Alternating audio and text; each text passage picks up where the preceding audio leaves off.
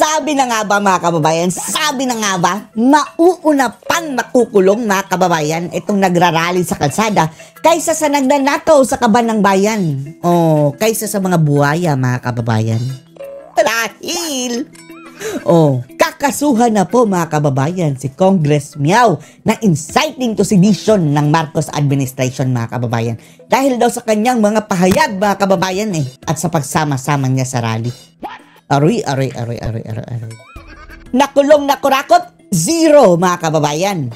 Nakulong na rallyista, di ba? Nung sa Malacanang mga kababayan sa Mendiola, mayroong nagrally. 92 na rallyista ang nakulong doon mga kababayan at kakasuhan ng inciting to sedition. 92 daw ha. +1 mga kababayan. Si Congress Miao Kiko Barsaga, samantalang ang mga kurakot mga kababayan, wala ni isa. Panoorin niyo po ha. Miao! Miao! Miao! Miao! Kau. Wow, Marcos magnanakaw, resign BBM now. Kulong! Si Miao Miao. Soon to be kulong mga kababayan. Wala pa namang piyansa yung inciting to sedition. Ay, nako naman. Kinumpirma ng PNP Criminal Investigation and Detection Group at ng CIDG Department of Justice na sinampahan ng reklamong kriminal. Criminal case mga kababayan ha. Criminal case. Si Cavite Congressman Francisco Kiko Barsaga. Kaugnay ito ng sumiklab na karahasan sa Maynila sa protesta kontra korupsyon noong September 21. Bakit? Kasali ba ito sa nambato mga kababayan? Hindi naman. Hindi na nagbigay ng karagdagang detalye ang CIDG para hindi umano maudlot o maimpluwensyahan ang preliminary investigation sa kanilang reklamo. Welcome to the Marcos administration mga kababayan, na kung saan nauuna pang nakukulong ang mga rallyista kaysa sa mga kurakot ng bayan. Nasaan na mga kababayan yung champion sa demokrasy? Democracy mga kababayan. Etong mga rappler, mga makakaliwang grupo, bakit hindi sila pumapalag mga kababayan? Dahil ba kampi sa mga Duterte? Ayaw niyong ipagtanggol? Maliwanag po sa sikat ng araw, panghaharas ito mga kababayan ng Marcos administration. Pero batay sa sapina ng Quezon City Prosecutor's Office, kinasuhan si Barsaga ng inciting to sedition at inciting to rebellion kaugnay ng Cybercrime Prevention Act. Ayan na. Yan ang sabi natin mga kababayan na careful kayo sa mga niyuyuter ninyo mga kababayan. Kaya intindihin nyo ako mga kababayan. Kung hanggang lang tayo, Marcos resign ang panawagan dahil hindi nila pwede tayo kasuhan dyan mga kababayan Sa oras na mananawagan tayo ng oust Marcos, wala. Magagaya tayo dito. Pinadadalo rin ang mababata sa preliminary investigation ng piskal ng Quezon City sa November 18 at 25 at pinasusumite ng kontra sa laysay kaugnay ng mga naturang reklamo. Nasaan na ang press freedom, di ba? Nasaan na ito? Yung post ni Maharlika na salutatorian daw si Kong Miao Miao. Salutatorian. Pero malamang sa malamang mga kababayan, makukulong pa sila. At pati na si Ka-Eric mga kababayan, no? Diyos ko Lord. Si Kong Miao Miao, si Congressman Barsaga ay kinasuhan din ng incitement to sedition at saka rebellion. Diyos ko Lord. Tapos yung ano ba tong Bangag administration mga kababayan? Yung mga nahuling mga NPA, pinalabas mga kababayan, binigyan ng amnesty.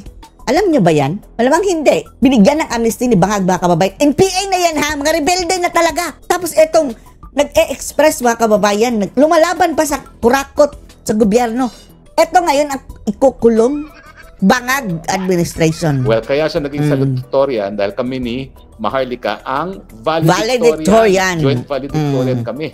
Kasi kami unang-unang kinasuhan nitong NBI for incitement to sedition at saka... Pero maswerte kayo, Roque, dahil nakalabas sa kayo ng bansa. Ito si Congress Miao, talagang wala nang takas ito mga kababayan. For rebellion, dahil nga doon sa pulboronic video. Mantakin mo, hindi naman kami yung nakikita sa video na authenticated sa Amerika na hindi siya AI na gumagamit ng powdery white substance. Si Bangag ang nandun sa video mga kababayan. Dapat siya nga ang kasuhan, di ba? Dahil illegal yung ginawa niya. If ever siya man yun. Natural mga kababayan. Hindi-deny nila yun mga kababayan. Pero gayon pa man. Pwede nilang totally na i-deny yun sa pamamagitan ng pagpapa-hair follicle test. Ayaw. Yun. Si Bangag ang dapat kasuhan dahil unang-una bawal ang gumamit ng pulburon. Impeachable offense yan, mga kababayan, ha? Yung paggamit ng illegal na pulbo. Impeachable. Yung paghawak nga lang yan, mga kababayan, kulong ka na. Illegal possession of pulburon. How much more gagamitin mo? Ating batas laban sa pinagbabawal na gamot at bawal din yan sang-ayon doon sa ating batas na umiira sa mga opisyalis ng gobyerno. Pero hindi. Dahil kaming dalawa ni Maharlika ang tumatayong kalaban ng administrasyon ng mga bangag. Kalaban ng administrasyon ng mga bangag. Maswerte kayo, ha? Maswerte kayo. Andyan kayo sa labas ng bansa. Pero etong sina Ka-Eric at si Meow Meow, mga kababayan, wala. Baka matuluyan ito na makulong. Sedition at rebellion. At ngayon, ito ngayong si Meow Meow ay kinasuhan na rin ng NBI ng incitement to sedition and rebellion. Welcome to the club, Kong Meow Meow. What I can say is that it is a privilege na makasuhan ng kaparehong kaso na ikinaso rin nila sa inyo. Dahil lang proud ka kung nakatakas ka. Pero paano yung mga kababayan? Nahuli na. Yung mga nagrarally, di ba, ang dami nila, mga kababayan, 90 plus daw, 90 plus. Andun. Nakakulong pa rin, mga kababayan. Inciting to sedition. Kaso. Wala ko na ating mga pinagagawa, pagsisiwalat sa katotohanan, yan po ay tawag ng panahon. Yan ang tawag ng katapatan. Adhana. Hindi tawag ng kabayanihan sa mga panahon na kinakailangan talaga ipakita ang pagmamahal sa bayan sa pamamagitan ng paghihindi at pagkukutsya sa mga bangag sa gobyerno. Bangag sa gobyerno. Kaya wala tayong tigil sa ating panawagan. Marcos resign at kung ayaw niya mag-resign, Aus Marcos, tanggalin. No, another one na yan. Another one na naman yan. Another kaso na naman yan, Roque. Pero dati, mga kababayan, wala lang naman sina Tatay Digong, mga kababayan, di ba? Araw-araw nilang sinisigaw, Aus Duterte, Aus Duterte. Di ba? Mga pari pa nga nun, mga kababayan, walang nakakasuhan. Ito talaga, mga kababayan, mga balat sibuyas. Gagamitin nila, mga kababayan. Pwede naman yan palampasin, ba? Aus Duterte, Aus BBM, ganyan, mga kababayan. Gaya na Tatay Digong, bahala kayo sa buhay nyo. Sa part of the freedom of speech, mga kababayan, ang expression. Salita lang naman yan eto ngayon, mga kababayan, gagamitin nilang weapon. Yan ang sinasabing panghaharas ng mga Marcos. Weaponizing the power, mga kababayan, pang-aabuso na yan, abuse of power. Ano ba? May mangyayari ba sa mga kinakaso ng mga bangag administration laban sa akin? Ang problema, kahit walang mangyari later on, mga kababayan, ikukulong ka pa rin. Paano kung ikukulong ka para manahimik ka lang, mga kababayan? Dahil wala yung piyansa if ever, mga kababayan. Lalo na't hawak nila ang batas ngayon. Pwede kang mabulok dyan sa bilangguan until bababa si Marcos, mga kababayan, at yung susunod na presidente, ipapatupad ng tama ang batas. What if magiging diktador 2.0 yan si Bangag? 20 years na naman, mga kababayan. Ibulok ka sa bilangguan kahit walang mga kababayan, sintensya. Maharlika at Kong Meow Meow. Ako po'y naniniwala bilang isang abogado, bilang isang law professor, na wala pong mangyayari dyan. Walang mangyayari, pero pwede kang ipabulok dyan. Himayin po natin ano ba yung mga kaso nila. Well, unang-una, incitement to sedition. Ano ba yung incitement to sedition na yan? Ito yung paggamit ng mga pananalita, panunulat at mga publication para magalit ang mga tao laban sa gobyerno at gumawa. Ay, matagal. Kung galit lang naman. No need na no need na sabihan kami ni Meow Meow na magalit. Matagal na kaming galit. Nagalit tayo, mga kababayan, dahil sa kurakutan na pinaggagawa nitong mga opisyalis ng gobyerno, mga kababayan. Na mga illegal na mga bagay. Kinakailangan meron pong intensyon. How about yung illegal na pinagagawa ng mga government official? Sila nga dapat eto na ang problema sa ating bansa, mga kababayan. Eto mga nagre-reklamo, nakakakita, mga kababayan, mga whistleblowers, mga tagabantay, umuusisa, mga kababayan, sa pinaggagawa ng mga opisyalis ng gobyerno. Mayroon silang nakita na anomalya dyan. Ituturo nila, mga kababayan, and then sila pa ang kakasuhan. Yung nagsumbong, mga kababayan, nagbisto. Diyos ko, Lord. Na gumawa ng sedition or public disorder at kinakailangan disorder. Now, alam niyo po, ayon sa ating jurisprudence, hindi lahat ng mga pananarita para magalit ang tao sa gobyerno ay pinaparusahan bilang incitement to sedition. Bakit? Dati-rati, Aus Duterte. Si Tatay Digong, bahala kayo sa buhay nyo. Sige, aus nyo ako. Magaling lang mo kayo. Sabi ni Tatay Digong, kayo naman ang magaling Sige, aus nyo ako, kayo magpatakbo. Ayaw din nila, mga kababayan. Kasi meron po tayong karapatan ng malayang pananalita. So, binabalanse po yung karapatan ng taong bayan sa malayang pananalita at importante po yan dahil sa isang demokrasya, lahat tayo naghahanap ng solusyon sa ating problema. At hindi po pwede na ilan lamang ang magsasabi na meron silang monopolya na sagot sa lahat ng ating problema. Kaya sa isang demokrasya, talagang ini-encourage po ang debate at kinakailangan mainit na debate yan kung ano talaga ang solusyon sa problema ng bayan. Kami ni Meow Meow, Maharlika, sinasabi namin ang solusyon, tanggalin si Marcos. Dahil si Marcos hindi na kakayaning mamuno bilang... Kasuhan mga kababayan ha. After matanggal mga kababayan, hindi lang yan thank you na lang yung mga nangyari, ang ginawa nila. Dapat panagutin mga kababayan. Gusto natin makulong yan si Marcos mga kababayan pagbaba niya sa pwesto. Bakit? Unang-una, tingin namin wala siya sa tamang pag-iisip. Tingin namin... paano na yan mga kababayan? Pag if ever nabababa na sa pwesto, i-invoke mga kababayan yung sinabi ni Roque na wala na sa tamang pag-iisip. Hindi rin makukulong yan. Dahil hindi na daw mga kababayan kinukulong ang mga baliw, di ba? Pinaparehab mga kababayan. So paano na yan, Roque? Siya ay gumagamit ang pinagbabawal na droga at yung pulboronic video nagbabawal na pulbo. Sa ebidensya na nagpapatunay na mukha talagang gumagamit siya ng pinagbabawal na cocaine, no? Kahit pa wala yun mga kababayan, yung video na yun. Kasi aaminin natin mga kababayan, parang yung itsura kasi gusto natin na mas malinaw talaga, yung clear. At saka mga kababayan, yung klaro-klaro talaga. Yung wala na silang excuse mga kababayan. Tapos mayroong mga kasama na magpapatunay din.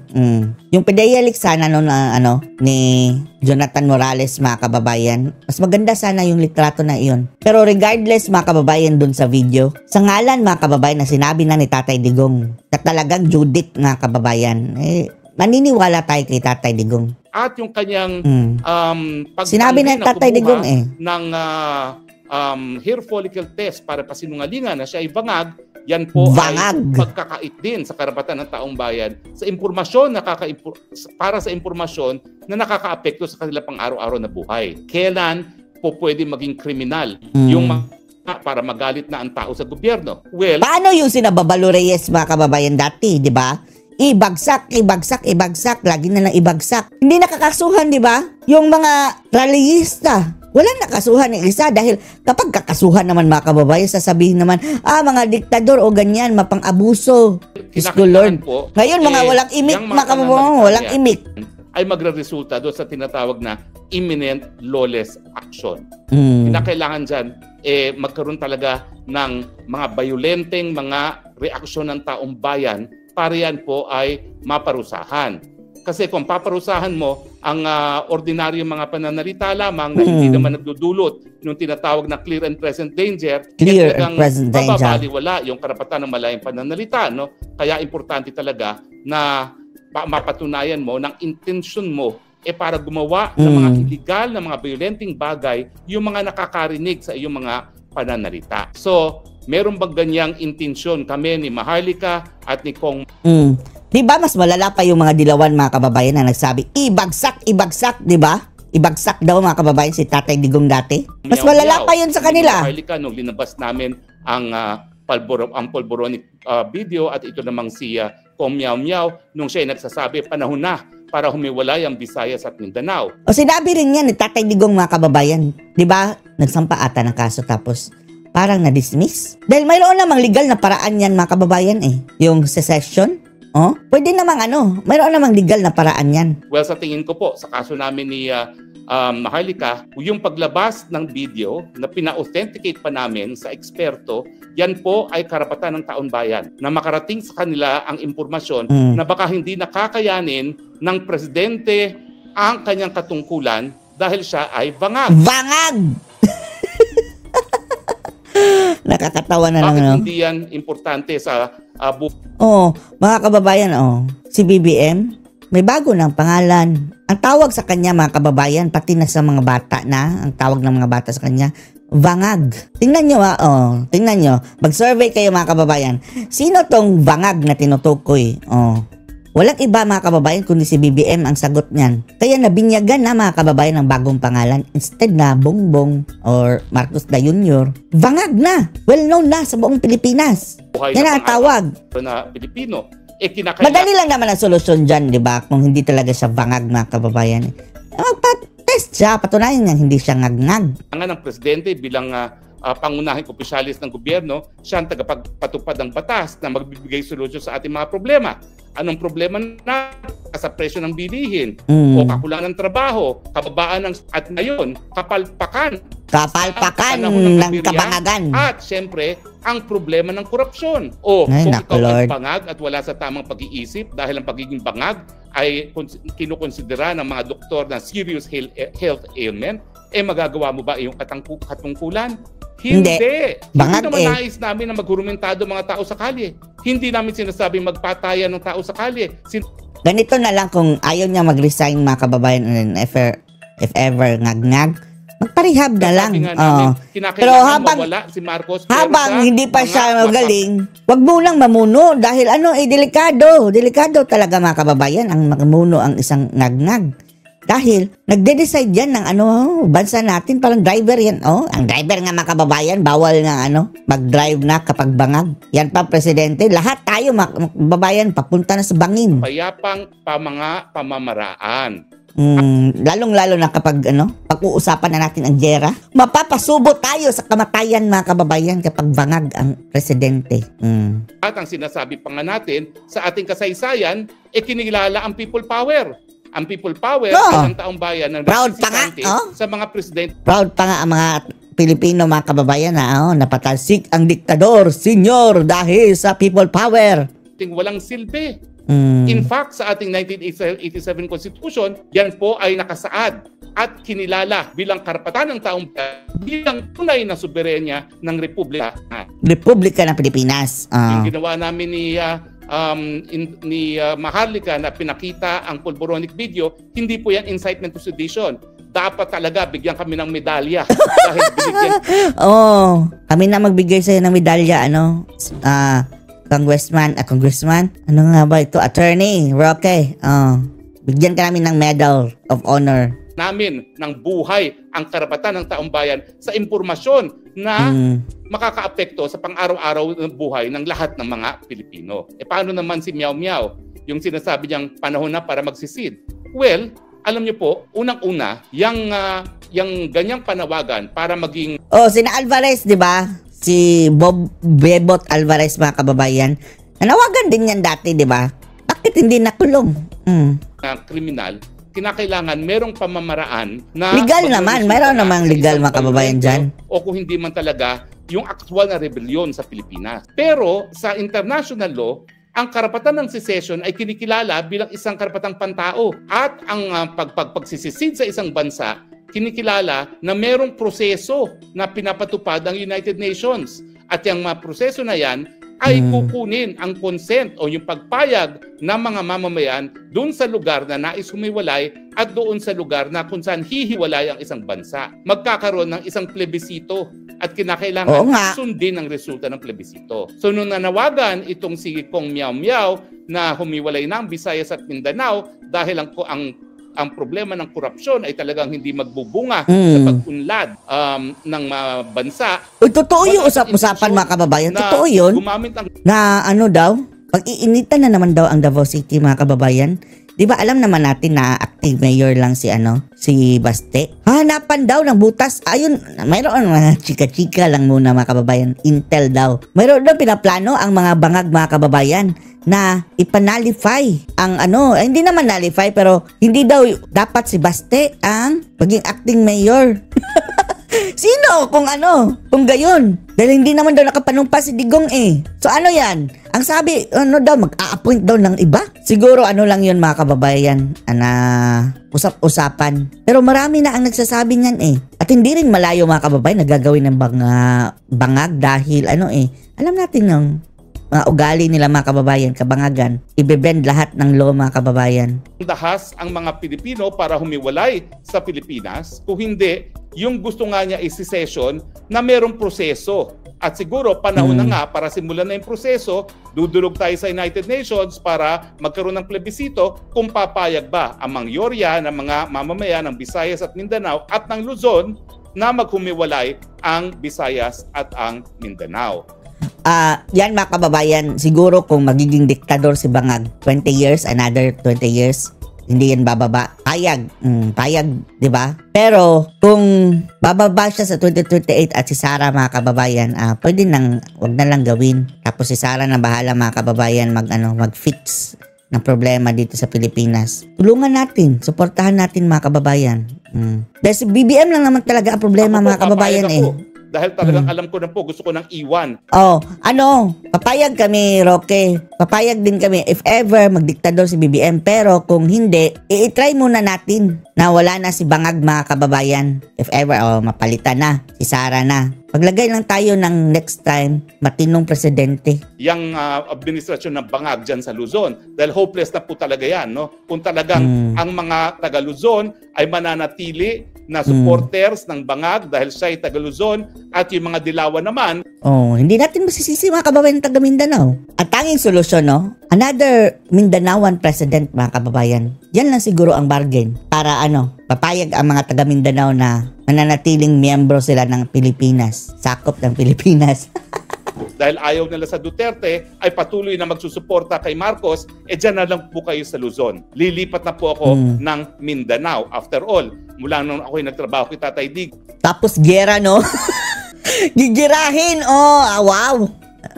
Wala na akong nakikita sa Malacanang at sa Luzon versus Mindanao ang gera. Tapos ang Visayas mga kababayan, referee. Paligid hanggang dito sa Netherlands, kung hindi karamihan talaga ay mga taga Visayas at Mindanao. And of course, matagal na akong adopted ng probinsya ng Cebu. I love Cebu naman talaga mula nung ako'y nagbakasyondan sa Cebu, sa Oslob, nung ako'y Siguro hindi papayag din ang taga Cebu mga kababayan na magiging parte din sila ng Marcos presidency. If ever maging diktador si Bangag mga kababayan, 20 years, magsasarili din yan. Yung taong gulang lapang. So wala pong krimen doon dahil legal dadaan sa proseso, nasa karapatan. Kagaya ng, di ba, Timor-Leste, parte yan ng East Timor. Ang tao po yan sa Universal Declaration of Human Rights at talagang merong proseso na sinusunod. At sa tingin ko, tama rin ang sinasabi ni Kong Miao Miao na ang solusyon talaga ay humiwalay na ang Visayas at Mindanao kung nasaan ang tanging yaman ng Pilipinas at saka yung napatunayan ng kakayahan na maging maunlad dahil alam naman natin ang probinsya ng Cebu, number 1 yan pagdating sa export. At bakit naman mapipigil ang pag-unlad ng Visayas at Mindanao dahil lamang sa kapalpakan ng mga Ang Mindanao mga kababayan, hindi yan magugutom. Yan ang food basket mga kababayan. Yung bigas, dyan galing ang majority na bigas mga kababayan. Mga prutas, marami ding gulay. Although maraming gulay sa Baguio, pero dyan sa Mindanao marami din. Lahat mga kababayan. Farm products, agricultural products, and then malaki na rin ang kita ng Mindanao. Ang problema kasi mga kababayan unfair ang hatian ngayon. Alam nyo ba na magkano nga lang ba yun mga kababayan ang allotted sa Mindanao? 13%, 14%? Basta dyan lang mga kababayan. Sa national budget, bigyan mo lang ng 13%. Diyos ko, ang Cebu, 11%. Paano hinati ninyo? Ano yan? Hindi yan hating kapatid, hating buaya na yan mga kababayan. Kasama na yung korupsyon na talagang hinaharap nating problema dyan sa Luzon. So makikita nyo po na sang-ayon sa ating batas, hindi lang po sa Revised Penal Code ating buaya sa Saligang Batas ng Pilipinas, ang salita hindi sapat na magkaroon ng parusa kung unang-una wala namang kakayahan yung nagsasalita para mang-inganyo ng taong bayan na gumawa ng mga violenteng mga bagay para buwagin ang gobyerno. At kinakailangan talaga yung mga salita ay magre-resulta sa imminent lawless action. Wala naman, ito yung resulta talaga. Wala namang ginawa si Miao Miao mga kababayan na salita lang naman. Hindi nga masyadong harsh mga kababayan kumpara sa mga pinagsasalita ng mga ralista. Yung mga inciting to sedition, kagaya nung ginawa ni na Trillanes mga kababayan, yung mga kudita.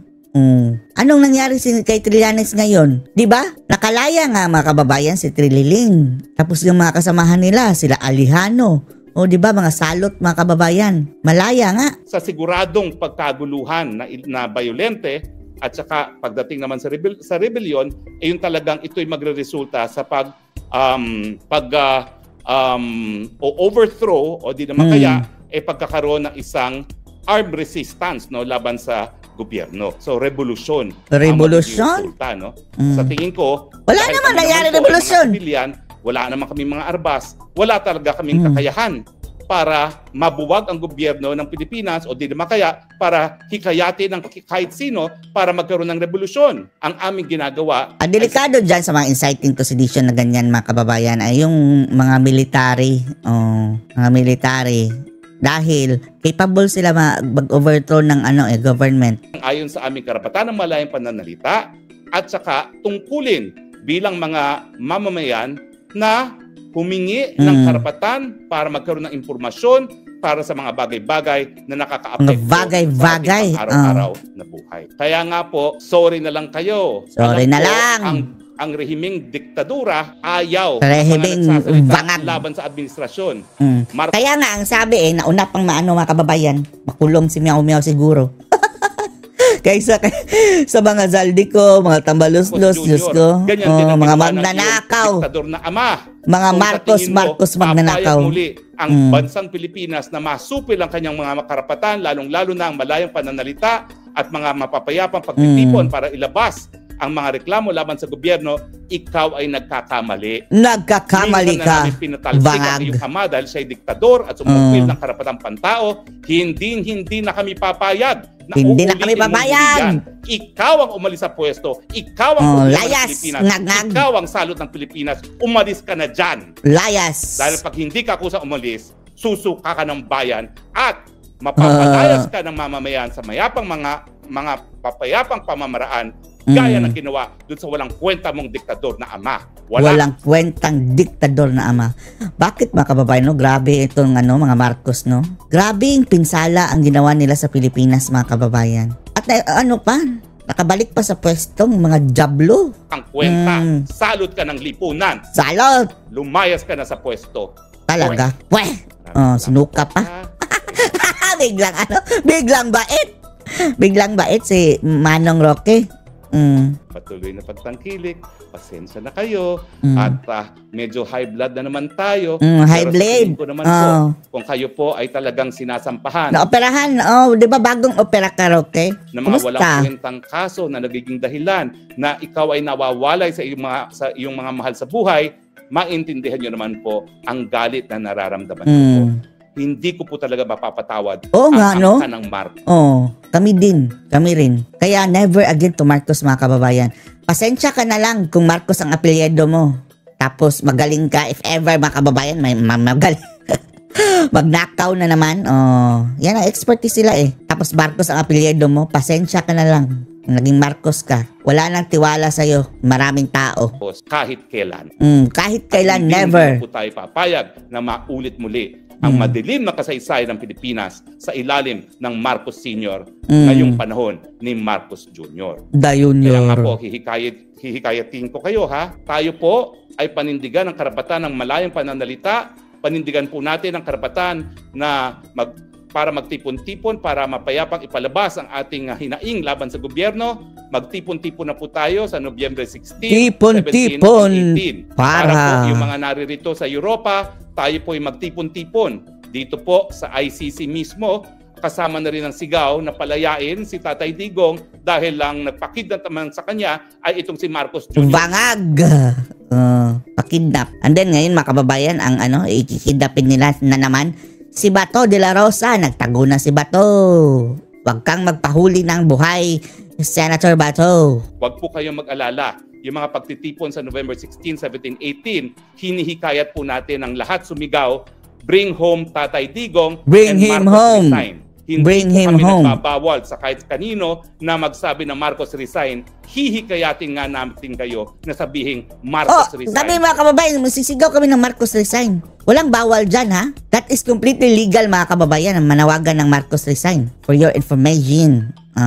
Kung hindi, Aus Marcos. Karapatan po natin yan. Yung mga hindi makakarating sa Pilipinas o dito sa Europa, Well, magkakaroon po tayo ng live online protest action. Sasabayan po natin dito po sa aking Facebook, sa aking Maharlika. Lahat po tayo makikisa sa mga nagrarally sa 16. Yung mga kababayan, especially yung sa rally ng INC, dahil milyon-milyon mga kababayan ang dadalo.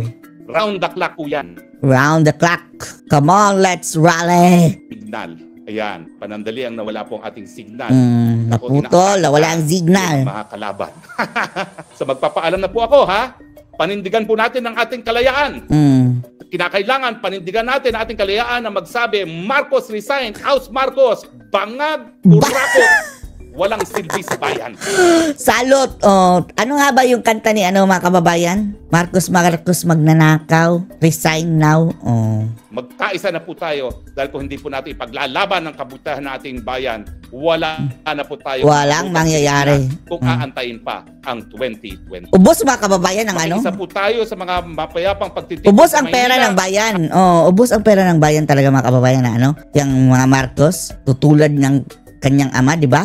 Sabi na ni VP Sara, si VP Sara na mismo ang nagsabi ang talagang aim ni Bangag mga kababayan, perpetuation in power. Perpetuation ha? Isipin nyo na lang, 3 taon ang dami ng damage mga kababayan ginawa ng Marcos administration sa bansang ito. How much more kung perpetuation? Wala. Talagang ubos mga kababayan, limas ang pera ng bayan dahil sa mga Marcos na iyan. At online, dito po sa ating page, sa ating YouTube, at sa page po ni Maharlika at sa kanyang YouTube din. Magkita-kita po tayo, 16, 17, 18, at sama-sama po nating baguhin. Akala natin babangag. Hindi sama-samang babangag ha, kundi sama-samang baguhin Inang bayang ang bulok ng sistema ng Marcos administration. Ang daming nating dapat mga kababayan panagutin pagbaba ni Bangag. Number 1 niya si Bangag talaga. Yung asawa niyang Palaka mga kababayan. Then si Tambaluslos. Yung leader ng Quadcom mga kababayan. Tapos itong Isot Tandem Soto. Yung si Ridon. Yung sina Abante. Si Trillanes, sila Dilima. Sila Percival mga kababayan. Hindi natin yan nakakalimutan. At marami pang iba. Dapat managot. Managot talaga. Reporting from The Hague. Ito po ang The Hague. Bayan Harry Roque nagsasabing, I love you Philippines. You're the only country that I have. Umuwi ka. Sana makauwi ka na Roque ng safe mga kababayan. Siguro uuwi na siya mga kababayan pag na si Sara Duterte na ang presidente. Huwag ka munang uuwi ngayon. Si Bato mga kababayan, magtago ka muna Bato. Magtago ka muna. Anyway, madali lang naman yung 2 years. Kaysa naman mabulok ka sa ICC Bato. Okay lang naman dahil kasama mo si Tatay Digong pag nagkataon. Pero illegal mga kababayan Illegal. Okay lang sana kung dadaan sa legal. Illegal Hindi pwede. Kaya, Bato, gayahin mo si Bantag. Madali lang naman 2028. Advice na lang namin sa'yo. Mananalo ka pa rin, di ba? If ever mga kababayan tatakbo si Bato, Tapos, di ba re-electionist siya? Oo nga, re-electionist siya mga kababayan sa 2028. Ay, hindi. Ba't tumakbo siya? Last halalan. So, 2031 pa siya mga kababayan. Magtago ka muna Bato hanggang 2028. Huwag kang pakumpiyansa. Dahil once na matapon ka doon sa ICC, doon ka na tumanda. Tatanda ka doon. If ever mga kababayan, alam naman natin yung mga bangag Well, tignan. Ikaw din Roque, sa 2028 ka na umuwi. Natin ilang mga pwede kang tumakbo sa 2031 na lang Roque. Eva Harris Oz Vlog. Thank you. Ano masasabi dito mga kababayan? Post your comments below.